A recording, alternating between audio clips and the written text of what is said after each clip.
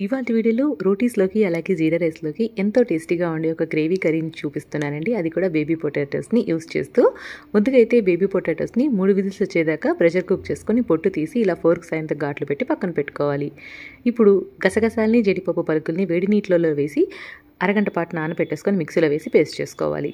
కడాయిలో ఆయిల్ వేసి వేడయ్యాక ఆవాలు, జీలకర్ర, లవంగాలు, దాల్చిన చెక్క, కరివేపాకు, పచ్చిమిర్చి వేసి ఇవి వేగిన తర్వాత ఆనియన్ పేస్ట్ అలాగే అల్లం వెల్లుల్లి పేస్ట్ వేసి ఇవి రెండు పచ్చివాసన పోయేదాకా బాగా కుక్ చేసుకొని టమాటా ముక్కల్ని కూడా వేసి అవి బాగా సాఫ్ట్ అయి నూనె పైకి తేలిన తర్వాత ఉప్పుని, ఎండుకార పొడిని, పసుపుని వేసి ఒకసారి కలిపేసి మిక్సీ పట్టుకున్నటువంటి జీడిపప్పు, గసగసాల పేస్ట్ని వేసుకొని మనకు ఎంత కావాలో అంత వాటర్ యాడ్ చేసుకోవాలి. ఈ గ్రేవీ మనం అంతా తయారైన తర్వాత కాస్త చిక్కబడుతుంది కాబట్టి ముందుగా కాస్త వాటర్ ఎక్కువగానే వేసుకొని ఒక 5-6 నిమిషాల పాటు అది పచ్చివాసన పోయేదాకా ఉడికించేసుకొని అందులోకి గరం మసాలాని, కసూరి మేతిని, ఉడికించుకున్నటువంటి పొటాటోస్ని వేసి ఒక 5 నిమిషాల పాటు ఉడికించేసుకుంటే టేస్టీ కర్రీ తయారైపోతుంది.